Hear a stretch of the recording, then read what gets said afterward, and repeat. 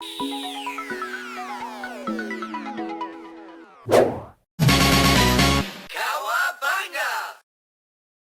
there was one Ninja Turtle game that didn't get the respect it deserved, it would be Teenage Mutant Ninja Turtles 3: The Manhattan Project. And here's why. It came out on the NES a few months after the Super Nintendo had been released. So more and more players were migrating over to the new hardware and leaving the console that brought video games back to life behind their VCRs. But you know what? Those people really missed out on what I would call the greatest 8-bit Ninja Turtle game of all time. So the Manhattan Project, that oddly enough has nothing to do with Albert Einstein, has the Turtles enjoying their vacation on the beach, out in public. During the day, no less, when all of a sudden, Shredder appears on the TV, saying he's kidnapped April and stolen the island of Manhattan. Which is kind of odd that he would steal April too. I mean, one's enough. You know, it's like if you just show up and say, hey, I've stolen the island of Manhattan, Turtles, come and get me.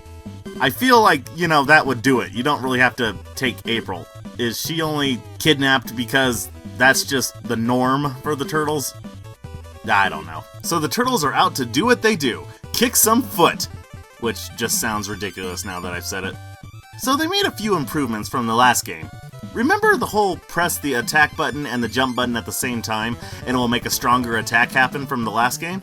Well, it's returned, but now each turtle has their own unique moves. I especially like Michelangelo's. It makes beating bosses 10 times more fun. Another change I really enjoy is the ability to change your character when you lose a life. By pressing select, you change to any of the other different turtles, whereas before, you had to lose all of your lives to change a character. I should also bring up the cover of the game, because it's a little confusing. You would think that since a Triceraton appears in the artwork, he would be in the game somewhere. But no, he's not in the game at all. But that would be pretty epic if he was, though. But let's talk about the bosses in this game. I do have to hand it to them that they don't go with the most usual suspects. You know, like Baxter Stockman.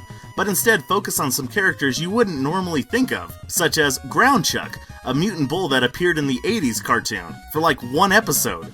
Well, 2 episodes. It was a 2-parter.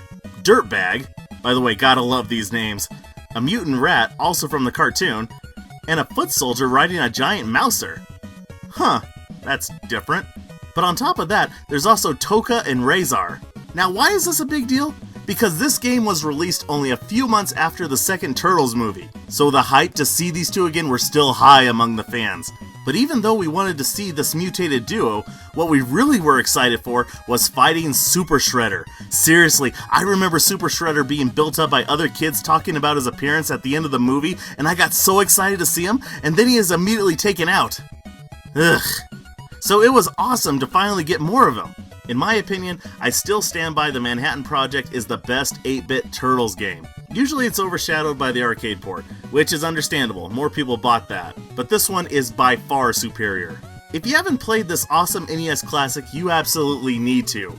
Go get a Nintendo, find a copy of this game, and have a radical time.